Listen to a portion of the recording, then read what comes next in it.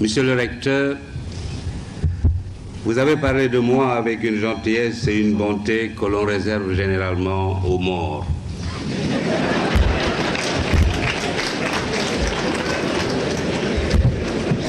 Si je ne connaissais l'affection que vous me portez, j'aurais été tenté de bomber le torse et de tomber dans un narcissisme qui m'a jusqu'alors épargné.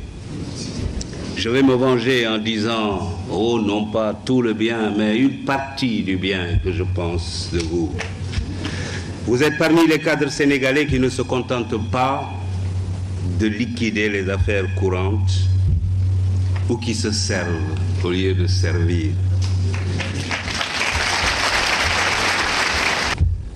L'année dernière, l'université avait demandé à un professeur, l'historien Boubacar Bari, de prononcer la leçon inaugurale. L'année d'avant, c'est un autre professeur, doublé d'un homme d'État, Maître Abdoulaye Wade, qui avait été choisi.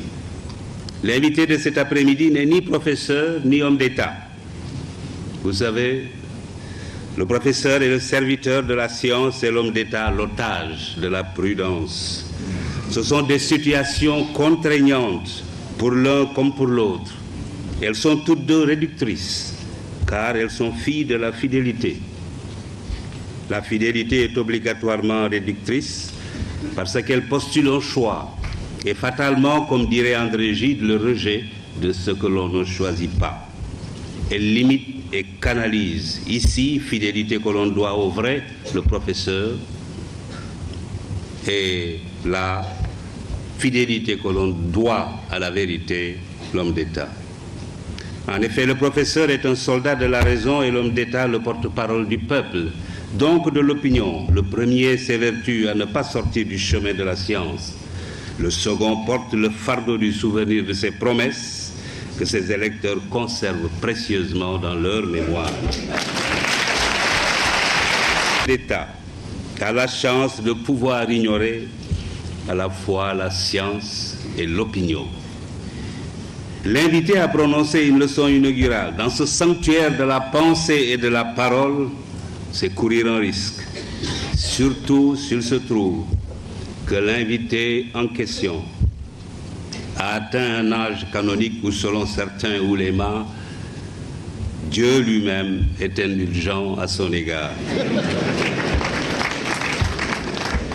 Conséquence, les hommes n'ont pas d'autre choix que de fermer les yeux et les oreilles sur ces erreurs de pensée et d'expression. Mais rassurez-vous, monsieur le recteur, je m'arrangerai pour qu'à la fin de cette leçon, nous ne soyons pas convoqués, vous et moi, à la digue.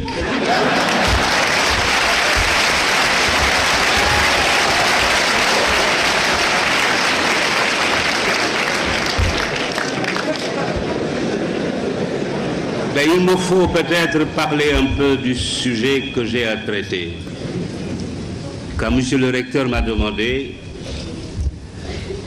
de prononcer la leçon inaugurale, je n'ai pas accepté, je dois le confesser. Mais on ne peut rien lui refuser parce qu'il est très habile.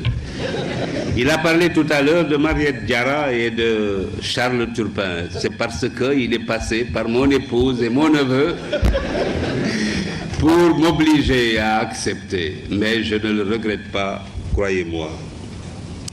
Après que j'ai accepté, il m'a demandé, bon, ben, qu'est-ce que vous allez traiter comme sujet? Vous savez, quand on a exercé certaines fonctions et qu'on a pris un certain âge, on vous met là tout, conférences, colloques, symposiums, etc. Et au bout d'une dizaine ou une vingtaine d'années, vous avez dans votre gibecière des centaines de sujets que vous pouvez sortir comme un prestidigitateur, un lapin, et pour parler en public. Alors je lui ai dit, puisque je suis président de la commission d'éthique du CIO, que j'ai appartenu au comité international de bioéthique de l'UNESCO et que même j'ai travaillé à la commission juridique qui a fait la déclaration internationale sur le génome humain et les droits de l'homme. Alors je lui ai dit l'éthique. Il m'a dit, bon, c'est très bien. Vous savez, J'ai quelquefois envie de passer un certificat de chimie. Je suis sûr qu'il m'aurait admis. Chaque fois que je lui parle, il me dit c'est très bien. Alors je me suis rendu compte quand même que l'éthique, c'est un sujet extrêmement vaste. Alors je lui ai dit, monsieur le recteur, le sujet est très vaste. Il m'a dit, ah oui, vous avez raison. Alors je lui ai dit, j'ai envie de le formuler autrement. J'ai envie de dire l'éthique, virgule, aujourd'hui, point. Il m'a dit, c'est parfait. Ainsi, le sujet que j'ai à traiter est au centre de la vie de notre pays, de notre continent et du monde entier. L'éthique, virgule, aujourd'hui, point. C'est un sujet essentiel et grave, même si chacun se dépêche d'en parler pour éviter qu'on lui reproche de l'ignorer. Notion inséparable de la condition humaine, elle a acquis une importance exceptionnelle pour l'humanité. Mais ne vous attendez pas à ce que je suive à la lettre la tradition des leçons inaugurales, avec un langage ésotérique, aux accents savants, avec un discours devant servir aux étudiants ou aux assistants, à effacer certaines difficultés de leurs examens ou de leurs concours, et aux jeunes chercheurs à trouver des voies pour affiner leurs découvertes. Il me faut juste, tout juste, rappeler brièvement la pensée philosophique et essayer de camper la conception et le rôle moderne de l'éthique en y cherchant ce que je crois être bon pour notre nation. 3 idées, me semble-t-il, méritent des commentaires après que j'ai décrit la situation telle qu'elle m'apparaît au bout de ma lorgnette, peut-être un peu déformante. Les 3 idées s'expriment ainsi. 1. Les anciens ont de l'éthique une conception multiforme qui nourrit encore les joutes intellectuelles savoureuses des philosophes. 2. De nos jours, l'éthique est toujours présente avec un nouveau contenu. Malheureusement, ce contenu est davantage ignoré que respecté. 3. L'éthique devrait être adoptée par notre pays comme la mesure de toute chose, car accompagnant le travail, elle est la condition sine qua non de la paix sociale, de l'harmonie nationale, de la solidarité et du développement. La société face à l'éthique aujourd'hui. En présentant la Déclaration universelle sur le génome humain et les droits de l'homme, adoptée le 11 octobre 1997 à l'unanimité par acclamation par la Conférence générale de l'UNESCO, le directeur général Federico Mayor annonçait que cette déclaration, de même que l'engagement moral auquel les États avaient souscrit en l'adoptant, était l'amorce d'une prise de conscience mondiale de la nécessité d'une réflexion éthique sur les sciences et les technologies. Le directeur général avait raison. Il faut faire avancer la connaissance en l'encadrant par l'éthique pour que, notamment, la science ne serve pas des idéologies comme l'eugénisme, qui a fait tant de mal à l'unité humaine, et qu'elle favorise des progrès comme la thérapie génique, le futur recours prodigieux contre certaines graves maladies héréditaires. Mais la réflexion éthique doit aller plus loin. Il faut qu'elle ne se limite plus aux sciences et aux technologies, mais qu'elle s'engage sur les différents compartiments de l'activité des hommes. Il faut aujourd'hui qu'à travers le diagramme de l'éthique soit aussi examiné avec soin non seulement les sciences et les technologies, mais également les pouvoirs étatiques, exécutifs, législatifs et judiciaires, l'éducation, la conduite de l'étudiant, le rôle de l'enseignant, la fonction d'administrateur, les activités économiques, les secteurs primaires, secondaires, tertiaires, la politique en général, le combat pour le pouvoir, la gouvernance, les rapports entre les différents membres de la scène politique, les relations entre gouvernants et gouvernés, et le comportement de ces derniers, la communication, la famille, le voisinage, le sport, la culture, les relations internationales, les rapports entre pays riches et pays pauvres et d'une façon générale, comme je le disais tout à l'heure, l'ensemble des activités et du comportement des hommes pris individuellement ou collectivement, mais aussi des États, c'est-à-dire de leurs représentants. Si je préconise ces réflexions générales approfondies et permanentes, c'est parce que pour qui se donne la peine d'observer la société humaine de notre époque, nous sommes sur le chemin d'un monde sans éthique. D'un monde dans lequel la conduite des hommes, en dehors de toute considération éthique, est guidée par l'argent, le pouvoir, la force et la place.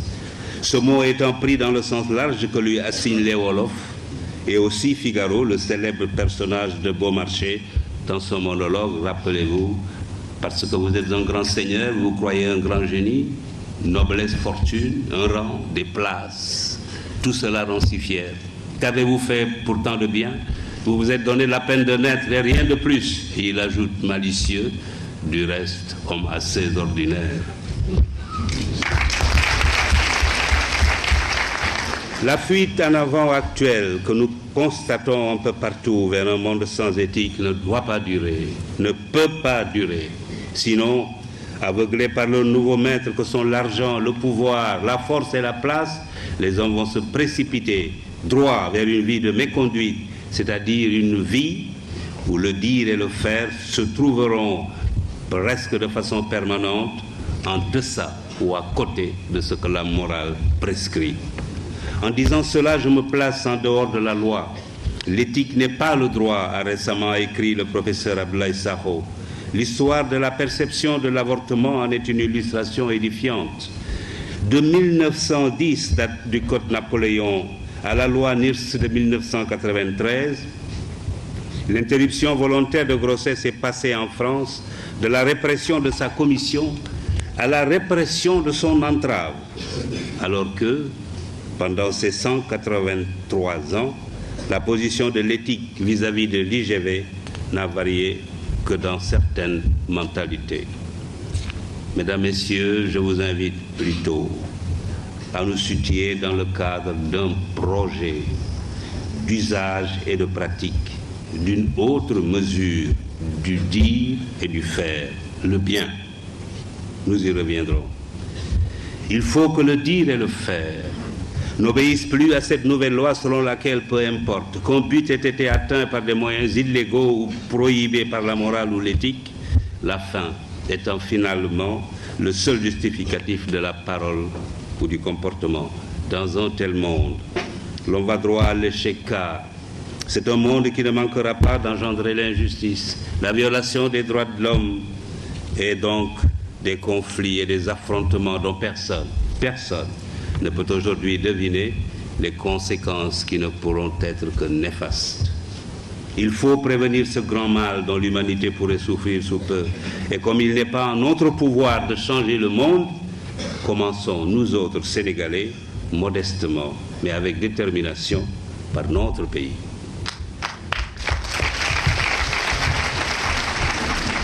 Commençons par y adopter l'éthique comme règle de comportement, comme s'il s'agissait d'un principe général de conduite, obligatoire pour tous sans exception.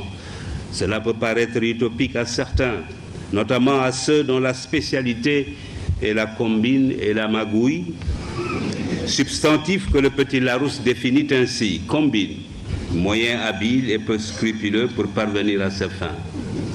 Magouille, lutte d'influence, série de combinaisons douteuses ou malhonnêtes entre des groupes, des organisations quelconques ou entre des personnes à l'intérieur d'un groupe.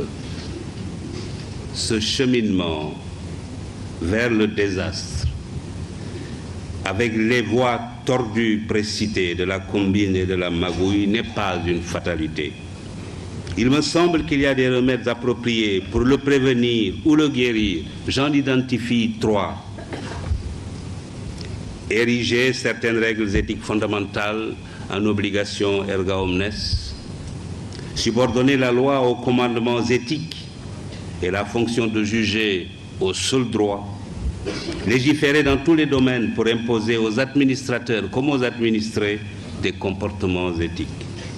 Il s'agit en quelque sorte de déplacer nos objectifs, nos buts et nos rêves, de remodeler nos jugements et notre conduite sur d'autres valeurs et de donner la priorité à la qualité, au seul mérite et à l'intérêt général. Que ceux qui détiennent une parcelle de pouvoir et en abusent ou qui se sont enrichis en foulant aux pieds les règles d'éthique se le disent bien, ils n'inspirent aucun respect aux autres Sénégalais.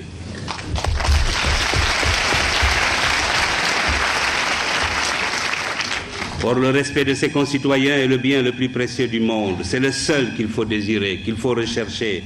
C'est le seul qui est admiré. Le respect dû au pouvoir et à l'argent, s'il a un autre nom, s'il s'appelle crainte ou courtisanerie, c'est que les paramètres éthiques qui les régissent se sont déréglés. Or, la crainte et la courtisanerie sont détestables parce qu'elles avilissent celui qui les inspire comme celui qui en est la proie. Elles ne durent que le temps que dure la force ou la fortune qui les motive, c'est-à-dire peu.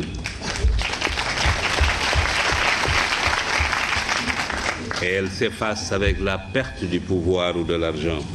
Le pouvoir est fait pour servir, il est passager. L'argent ne sert qu'à satisfaire les besoins. Au-delà, il est inutile.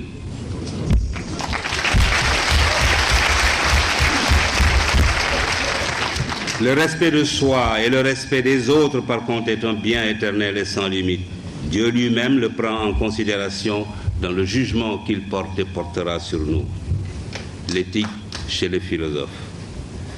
Que les philosophes présents dans la salle ou appelés à me faire l'honneur de me lire, philosophe dont mon professeur au lycée Van Vollenhoven, lui Thomas, m'a donné l'amour de la matière qu'ils enseignent, me pardonne, de ne parler de l'éthique, de leur point de vue, que pour rappeler brièvement quelques notions. Pour les philosophes, nous le savons, l'éthique est une partie de la morale théorique, cette composante de la philosophie. Pour certains d'entre eux, l'éthique est considérée comme l'une des branches de la philosophie, tout comme la physique et la logique. Cette conception se rencontre chez les stoïciens et chez Emmanuel Kant. Il s'agit de connaître les normes de la nature, c'est-à-dire de la raison. Il s'agit donc ni plus ni moins de la sagesse. Pour Épicure, l'éthique est la théorie de l'action que l'homme doit mener pour conduire sa vie et parvenir au bonheur. On peut dire d'une façon générale que pour les anciens, l'éthique est une manière de conduire son existence. À ce titre, on parle de l'éthique d'Aristote, de Platon, de Kant, de Spinoza, de Schopenhauer et de Bergson. Finalement, chaque philosophe a sa propre conception de l'éthique. Dès lors, l'éthique peut changer de fondement et de fin et servir de support et de justification à tout comportement, qu'il soit brave ou pleutre, réfléchi ou frivole, saint ou profane, scientifique ou ignare, donc qu'il soit celui du héros, du sage, du saint, du savant, ou alors de leur contraire. L'étude de l'éthique donne alors libre cours à la pensée et ne s'assigne aucune limite où qu'elle se situe. Elle sous-tend des choix existentiels les plus variés et n'a de vrai complice que la liberté libertaire. Il lui importe peu d'être concrète ou théorique, morale ou immorale, bonne ou mauvaise.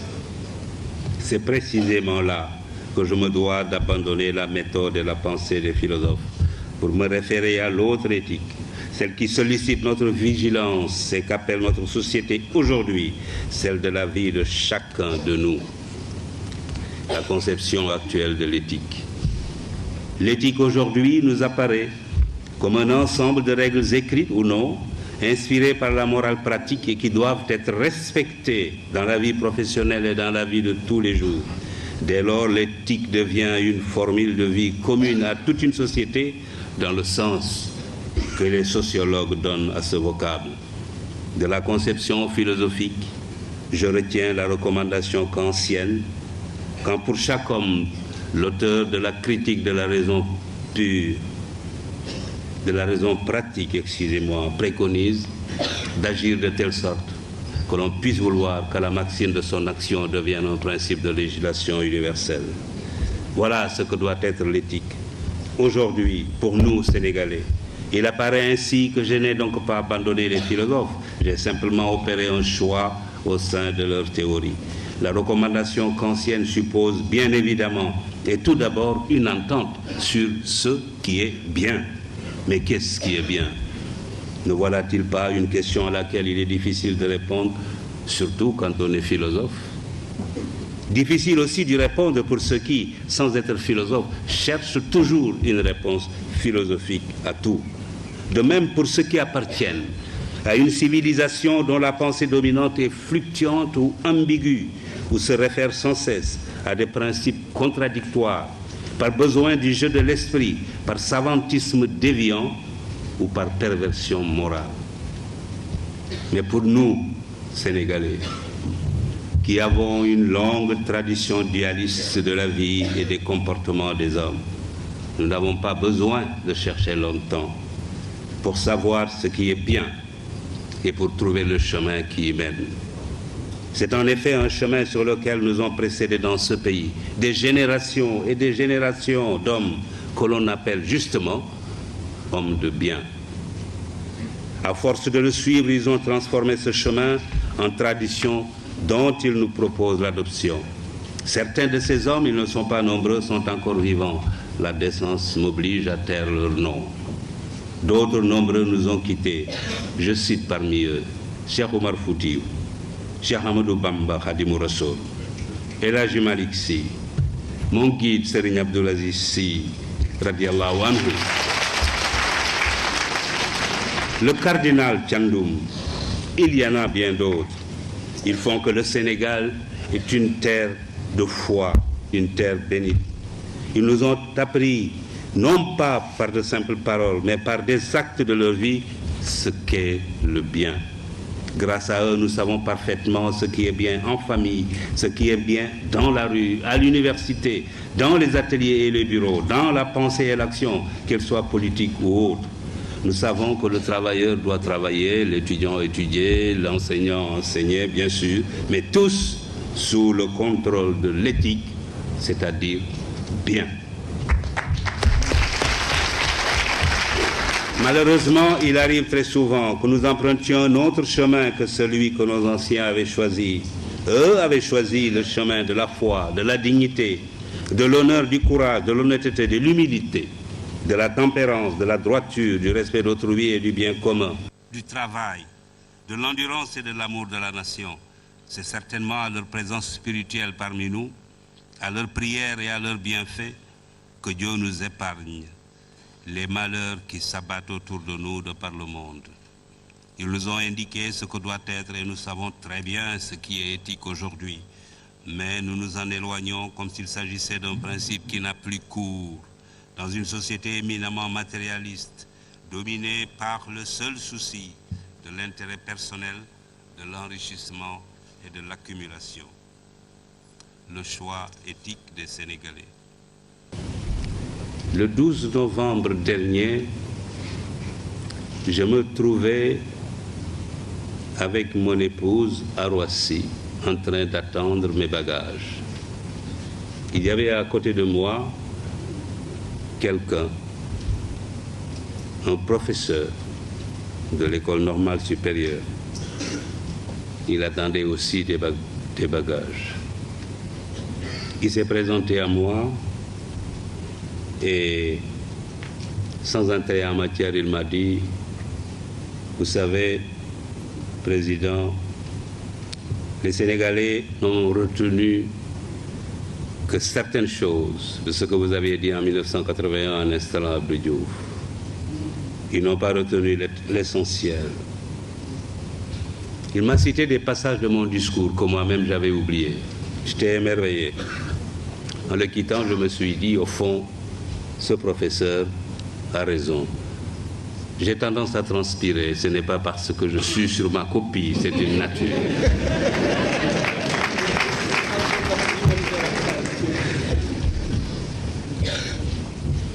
Monsieur le professeur, vous êtes peut-être dans la salle.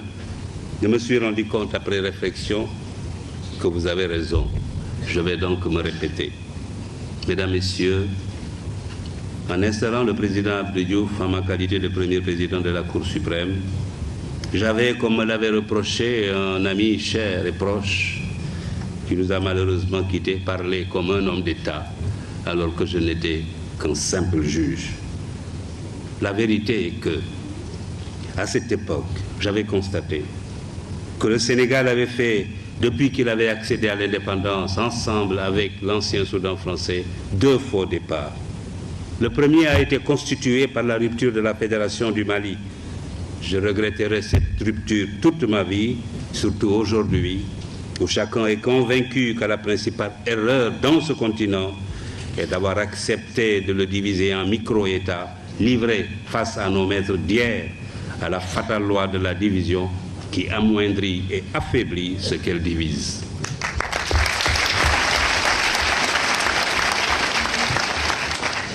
Après la rupture de la Fédération du Mali, les Sénégalais, amis des Soudanais, ont été brimés. Mais une fois la rupture de la Fédération consommée, le Sénégal a reconstruit son pays, son État autour d'une constitution unitaire. Nous avions deux dirigeants qui se complétaient parfaitement. Senghor, un peu toubab. Mamadou Dia, très sénégalais.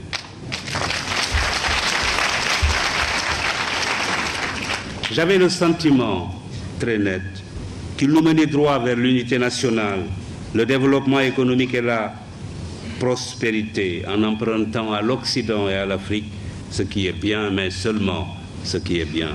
Hélas, le 17 décembre 1962, ils se sont brutalement séparés. Avec eux, notre pays a été divisé en deux, les amis de Mamadou Dia et les autres. Les premiers étaient éloignés de tout s'ils n'étaient pas mis en résidence surveillée ou même incarcérés. Après ces événements, j'ai eu le sentiment que depuis lors, les Sénégalais, à tort ou à raison, instruits de ce qui semble être la doctrine des autorités qui les dirigent, la confiance en leurs seuls hommes supposés fidèles et non à tous les Sénégalais compétents, se sont déterminés à prendre une assurance contre les aléas de la vie politique de notre pays. Cette assurance, vous le devinez, consiste à se prémunir contre des jours futurs durant lesquels on est écarté de sa place ou de tout.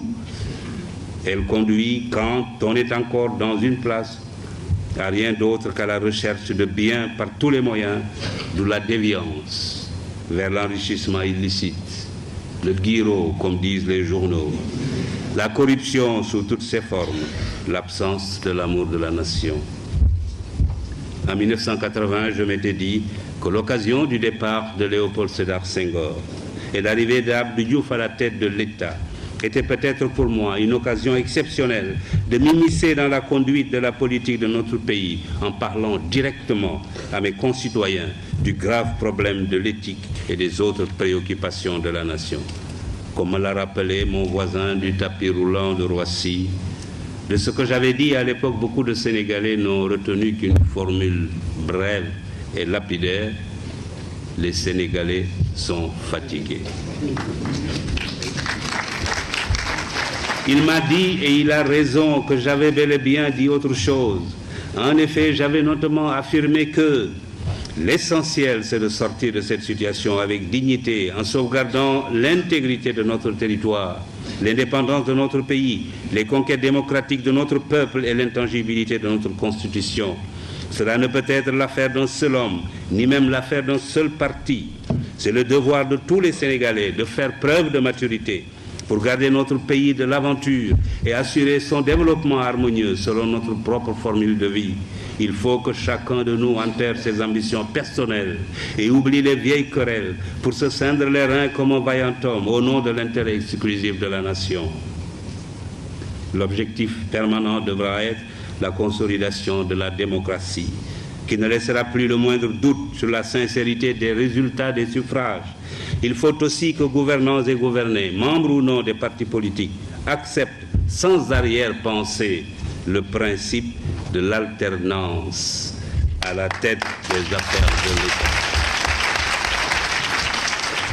Ces affaires ne sont les biens de personne, elles appartiennent au peuple qui en délègue la gestion temporaire, non à un maître comme on a souvent tendance à le penser sur ce continent, mais à un serviteur. J'avais ajouté: déterminons-nous à débusquer, à écarter sans complaisance, au besoin à punir sans faiblesse ce qui ruine ce pays ou le desservent, les corrompus et les antinationaux, les roublards et les paresseux. Cultivons l'honnêteté et le courage au travail, que chacun au poste où il est, du ministre au planton, du chef d'entreprise aux manœuvres, considère comme reposant sur ses seules épaules le destin de la nation. Inventons un système qui ne récompensera désormais que la compétence, le travail et la probité.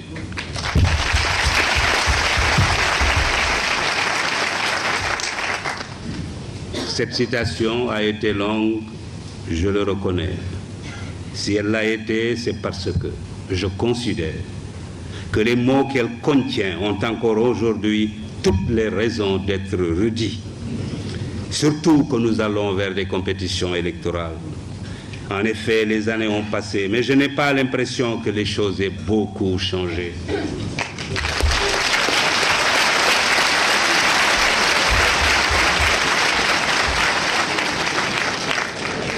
Ainsi, quand j'entends certains parler de l'alternance que j'avais préconisée 19 ans avant sa survenance, j'ai le sentiment que pour eux, elle est une fin, alors qu'elle doit être répétée ad vitam aeternam pour témoigner de l'ancrage de la démocratie dans nos mentalités et nos mœurs.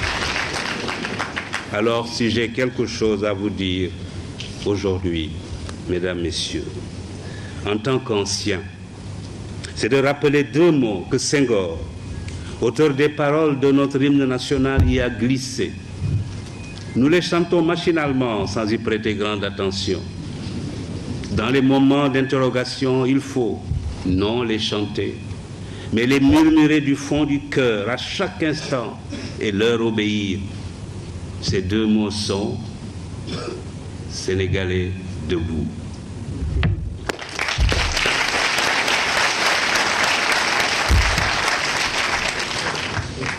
Debout pour le travail et pour l'éthique avant qu'il ne soit trop tard. Debout en nous rappelant devant chaque choix, chaque action, la pensée d'Emmanuel Kant. Demandons-nous chaque fois que nous sommes tentés d'avoir un comportement non éthique, ce que serait la vie si chacun faisait comme nous. Demandons-nous ce que serait une société de délateurs, de profiteurs, de voleurs, de corrupteurs et de corrompus, d'indisciplinés, d'insouciants, d'égoïstes, de fraudeurs. La liste est longue, mais la réponse est une, ce serait une société vouée à l'échec et peut-être à la déchéance et à la misère matérielle et intellectuelle. Alors, évitons de tels comportements.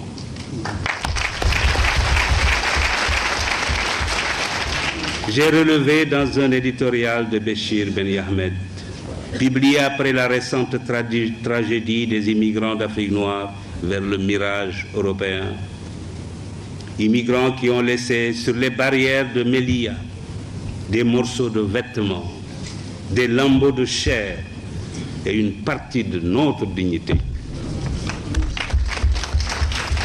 J'ai lu dans cet éditorial l'Afrique subsaharienne, 700 millions d'habitants, a jusqu'ici raté son développement économique et social parce que les gouvernements qui sont succédés à la tête des pays qui la composent n'ont pas su éduquer et soigner leur peuple pour les mettre utilement au travail.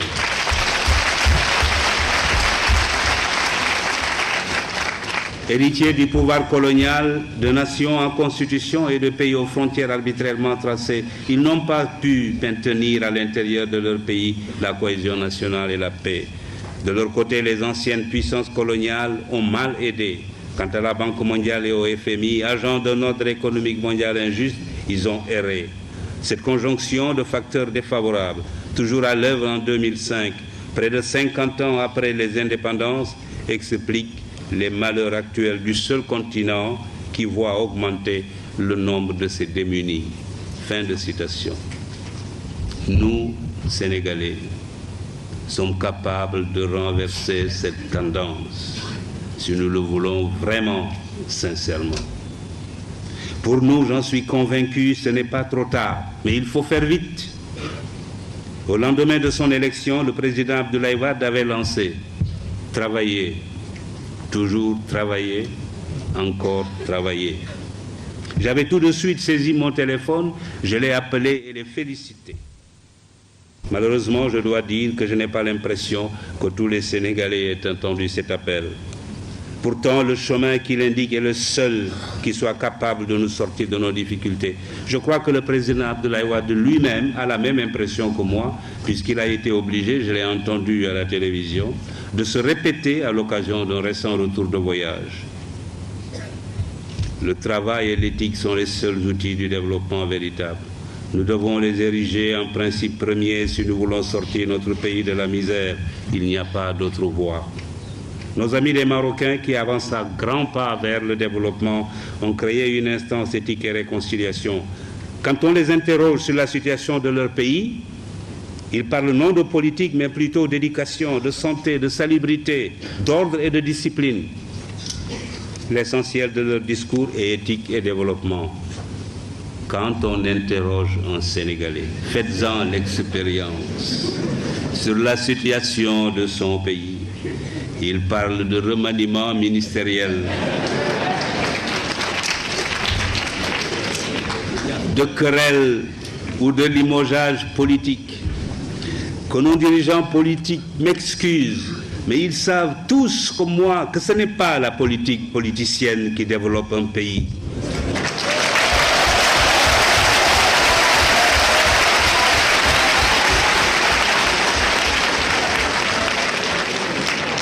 J'ai écrit dans un recueil de discours et d'allocutions que je me propose de publier bientôt que ce genre de politique est le métier le plus facile du monde.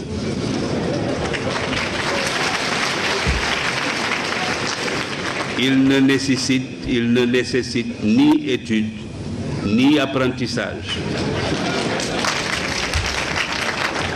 Plutôt que d'avoir de grands politiciens, cherchons à avoir de grands médecins, de grands ingénieurs, de grands professeurs, de grands spécialistes de l'économie et des finances, et même des savants. Les pays les plus puissants du monde ne sont pas ceux où la politique est reine. C'est plutôt le contraire. Les Marocains ne sont pas les seuls à se soucier de l'éducation, du travail et de l'éthique. L'Asie du Sud-Est, les organisations internationales et même les pays développés ont décidé de s'engager sur la voie de l'éthique. Des comités et des commissions commencent à se dresser un peu partout, comme des sentinelles de la vigilance morale sur les routes de la recherche scientifique et technologique, de la gouvernance, de l'entreprise, du négoce, du sport et de toutes les activités humaines. Leur mission consiste à informer, éduquer, prévenir, enquêter, proposer des remèdes ou des sanctions aux organes compétents. L'éthique est désormais enseignée dans plusieurs universités, écoles et instituts. Il nous faut participer à ce mouvement. Il faut alors que dans nos institutions, dans nos organes, nos administrations, nos ateliers et nos bureaux, partout, suivre cet exemple. Il faut que triomphe l'éthique au Sénégal. L'université Cheikh Anta Diop doit donner l'exemple.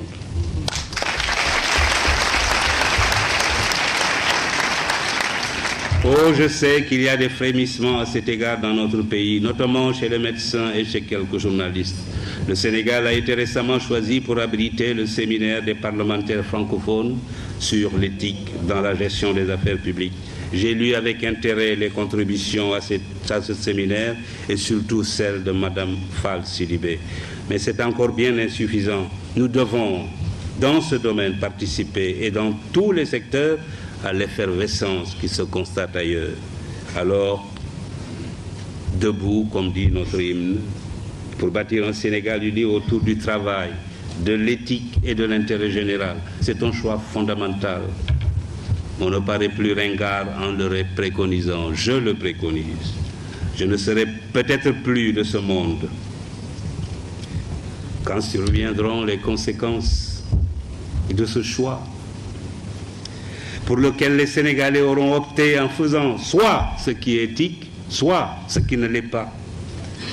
Ce jour-là, je suis sûr qu'ils diront en eux-mêmes.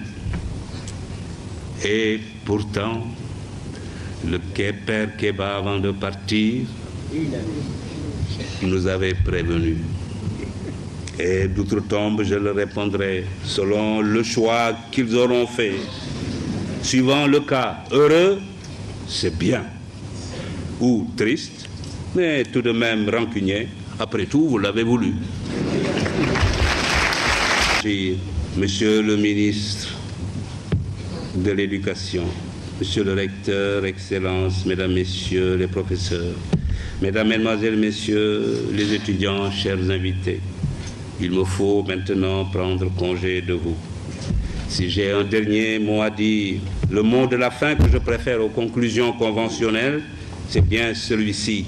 J'ai la conviction très nette que de même que l'on est d'accord pour affirmer que la liberté et le pouvoir doivent être limités par les droits des autres, de même, l'éthique doit être constituée comme la mesure obligatoire de l'exercice de tout droit, de toute liberté, de tout pouvoir.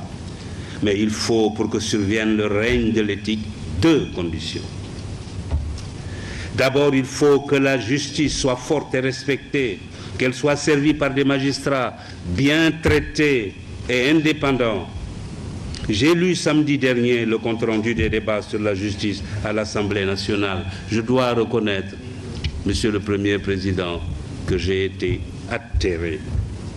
C'est parce que j'y ai appris que les députés, après les avocats, ont dénoncé la corruption des magistrats et que le gouvernement, malgré une défense de principe, a reconnu qu'il y a bien dans la justice, et c'est une citation, des individus qui, par leur comportement, dans leurs faits et gestes, se comportent comme des corrompus.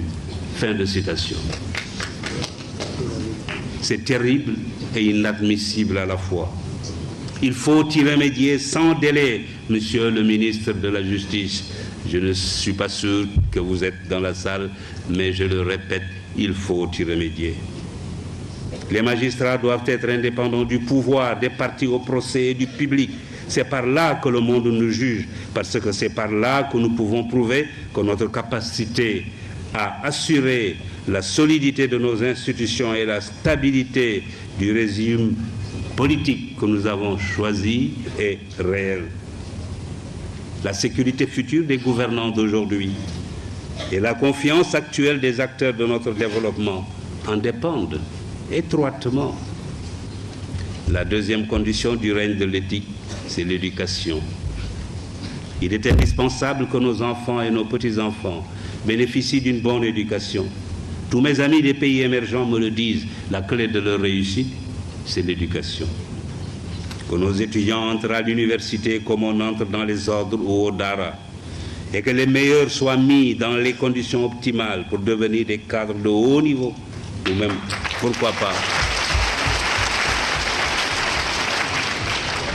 pourquoi pas, comme je le disais tout à l'heure, des savants. Bien sûr, cela nécessite la réhabilitation de la fonction technique au détriment de la fonction politique.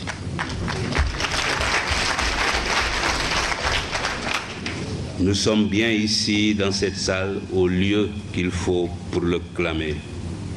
Merci au professeur Mariam Soumaré Abdoulaye Sakho. Merci à M. Alioune Ndiaye, magistrat, de m'avoir assisté dans la préparation de cette leçon. Merci à vous tous pour votre patience.